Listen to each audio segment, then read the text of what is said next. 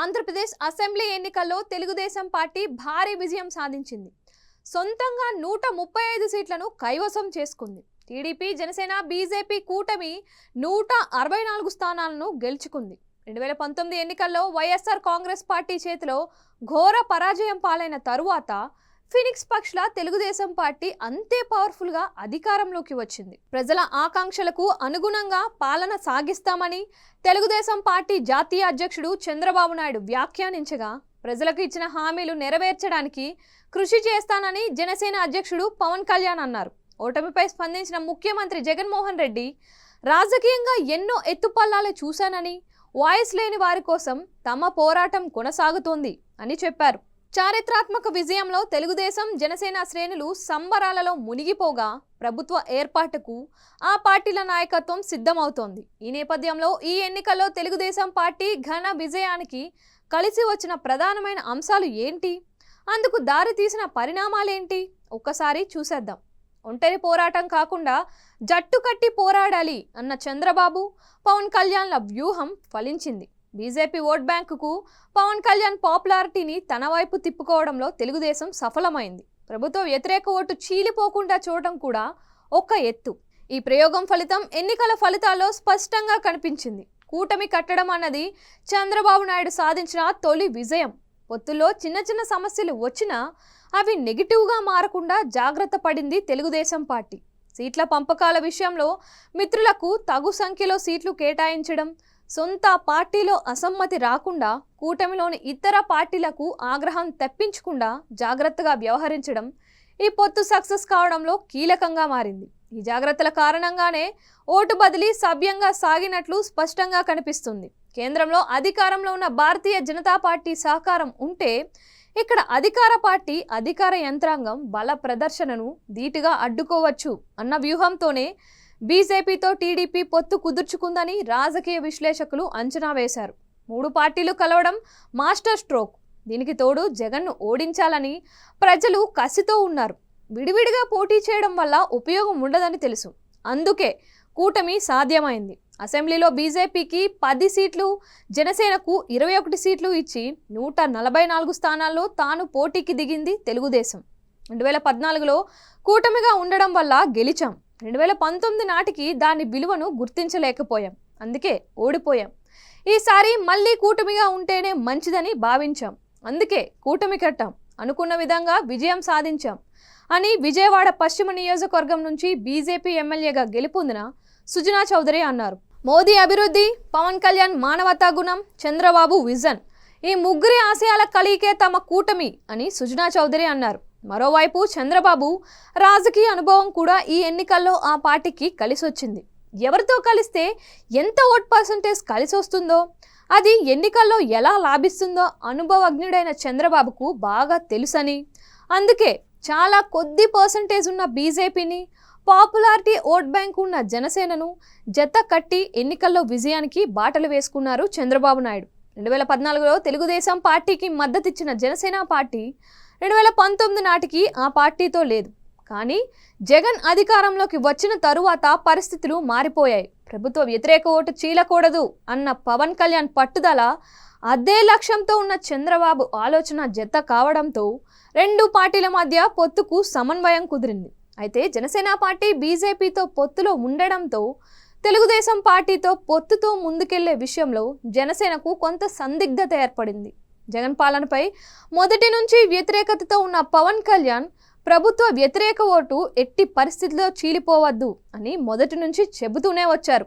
తెలుగుదేశానికి పొత్తుకు సిద్ధమవుతూనే ఇటు బీజేపీని ఒప్పించేందుకు తీవ్ర ప్రయత్నాలు చేశారని చెబుతారు.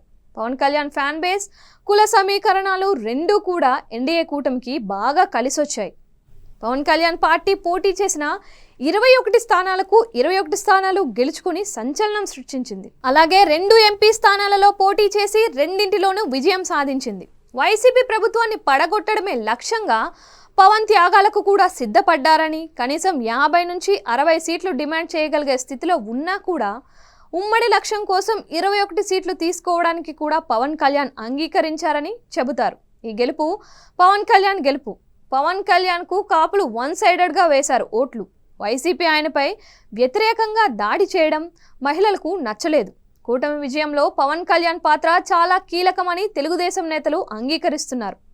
2019 ఎన్నికల్లో జనసేన పార్టీ అధినేతగా పవన్ కళ్యాణ్ పోటీ చేసిన 2 చోట్ల ఓడిపోవడమే కాక తన పార్టీ అభ్యర్థులను కూడా గెలిపించుకోలేకపోయారు.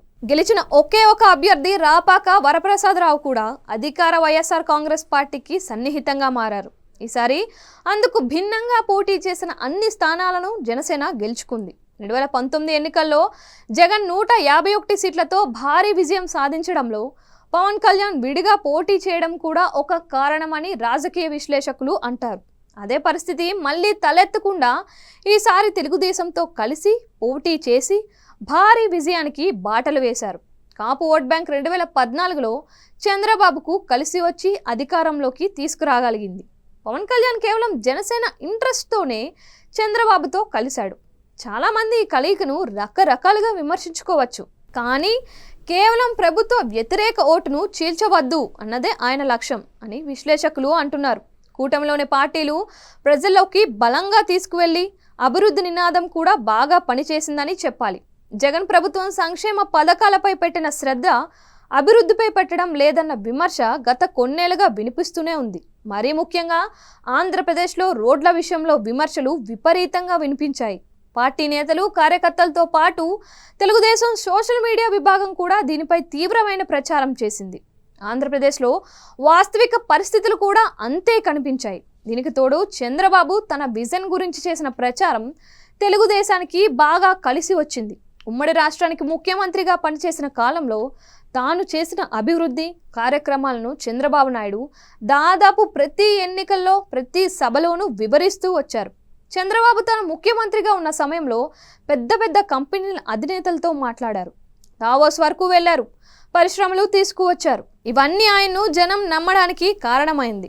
సంక్షేమ పథకాల విషయంలో జగన్ ప్రభుత్వంపై ఎలాంటి సందేహాలు లేకున్నా కేవలం సంక్షేమం ఒక్కటే పని చేయదని ప్రజలు నమ్మినట్లు కనిపించటం లేదు.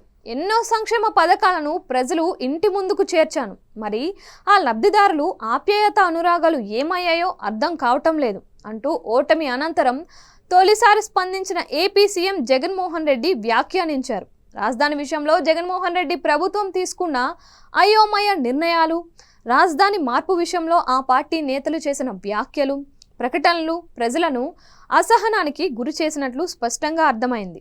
అసలే రాష్ట్ర విభజనపై ఆగ్రహంతో ఉన్న ఏపీ ప్రజలు రాజధాని విషయంలోనైనా ప్రభుత్వాలు సరైన నిర్ణయం తీసుకుంటాయని భావించారు. అయితే చంద్రబాబు హయాంలోనూ రాజధాని నిర్మాణం వ్యవహారంపై తీవ్ర విమర్శలు వచ్చాయి. జగన్ ప్రభుత్వం వచ్చాక 3 రాజధానుల పేరుతో మరింత అయోమయం పెరిగింది. ఒక పక్క రాజధాని రైతుల ఆందోళన కొనసాగుతూ ఉండగా, మరోవైపు జగన్ ప్రభుత్వం విశాఖలో రాజధాని భవనాల నిర్మాణం అంటూ హడావిడి చేయడం, అసెంబ్లీలో తీర్మానాలు, కోర్టుల్లో కేసులతో రాజధాని వ్యవహారం ఒక ప్రహసనంగా మారింది. ఆంధ్రప్రదేశ్ రాజధాని నగరంగా అమరావతి నిర్మాణం కోసం శంకుస్థాపన చేసి 8 ఏళ్లు దాటినా ఒక్క రాజధాని కాదు, ఏపీకి 3 రాజధానులు అంటూ ప్రకటించి 4 ఏళ్లు దాటినా ఎలాంటి పురోగతి లేకపోవడంతో ఈ విషయంలో చంద్రబాబే బెటర్ అన్న అభిప్రాయానికి వచ్చినట్లు కనిపించారు ఏపీ ప్రజలు. అమరావతి దీనావస్థలో ఉంది, దాన్ని మళ్ళీ డెవలప్ చేయడం చంద్రబాబు వల్లే అవుతుందని ప్రజలు భావించారు. చిన్న రాష్ట్రానికి 3 రాజధానులు ఏంటి అన్న అసహనం ప్రజల్లో కనిపించింది. టీడీపీ విజయానికి దారులు వేసిన 5 పరిణామాలను ఇప్పుడు చూసేద్దాం. జగన్మోహన్ రెడ్డి కక్షపూరిత రాజకీయాలకు పాల్పడుతున్నారు అన్న ఆరోపణలను తెలుగుదేశం పార్టీ చంద్రబాబు అరెస్టుతో మరింత విస్తృతంగా ప్రచారంలోకి తెచ్చింది. అంతకుముందు రాష్ట్రంలో తెలుగుదేశం నాయకులు, కార్యకర్తలపై ప్రభుత్వ సహకారంతో దాడులు పెరిగాయి అన్న ఆరోపణలు ఆ పార్టీ నేతలు, కార్యకర్తలు చేశారు. అది అలా సాగుతుండగానే చంద్రబాబు ముఖ్యమంత్రిగా ఉన్నప్పుడు స్కిల్ డెవలప్మెంట్ కార్పొరేషన్లో అక్రమాలు జరిగాయని, అందులో చంద్రబాబు ప్రమేయం ఉందంటూ ప్రభుత్వం ఆయన్ను అరెస్టు చేసింది. నిధుల దుర్వినియోగం, దారి మళ్లింపు, తప్పుడు నివేదికలు, ప్రభుత్వ నిబంధనల నుంచి పక్కకు జరగడం వంటివి జరిగిందని ఆరోపిస్తూ చంద్రబాబును అరెస్ట్ చేసి రాజమండ్రి సెంట్రల్ జైల్లో నిర్బంధించారు. ఇది 550 కోట్ల రూపాయల స్కాము. ప్రభుత్వానికి 371 కోట్ల రూపాయల నష్టం వచ్చింది. నకిలీ ఇన్వాయిస్ ద్వారా షెల్ కంపెనీలకు నిధులు మళ్లించారు. ఇందులో ప్రధాన నిందితుడు చంద్రబాబు నాయుడే. ఇందులో జరిగిన లావాదేవీలన్నీ ఆయనకు తెలుసు. ఈ కేసులో కీలక డాక్యుమెంట్లను మాయం చేశారు. దీనిపై ఈడీ, జీఎస్టీ ఏజెన్సీలు కూడా దర్యాప్తు చేశాయి. అని అప్పట్లో ఏపీ సిఐడి చీఫ్గా పనిచేస్తున్న సంజయ్ వెల్లడించారు. ఇది 10 ఏళ్ల శిక్ష పడే నేరమని ఆయన అన్నారు. చంద్రబాబు అరెస్టు తర్వాత జనసేన టీడీపీ పొత్తుపై స్పష్టతనిచ్చారు పవన్ కళ్యాణ్. జైల్లో చంద్రబాబు నాయుడిని కలవడానికి వెళ్లి వచ్చిన పవన్ కళ్యాణ్ తెలుగుదేశం పార్టీతో పొత్తుకు నిర్ణయించినట్లు జైలు వెలుపలే ప్రకటించారు. అప్పటికే బీజేపీతో పొత్తులో ఉన్న పవన్ కళ్యాణ్ ఆ పార్టీ ఆమోదం తీసుకోకుండానే నిర్ణయం తీసేసుకున్నారు. చంద్రబాబు అరెస్టును పలు సమయాల్లో పలు సందర్భాల్లో తీవ్రంగా విమర్శించారు. ఇది చంద్రబాబు పట్ల ప్రజల్లో సానుభూతిని పెంచింది. అది ఎన్నికల్లో కూడా ప్రభావం చూపించింది. చంద్రబాబును అరెస్ట్ చేయడం అనేది పెద్ద టర్నింగ్ పాయింట్. ఆయన అరెస్టుతోనే పొత్తు పురుడు పోసుకుంది. అదే తెలుగుదేశం విజయానికి దారి తీసింది.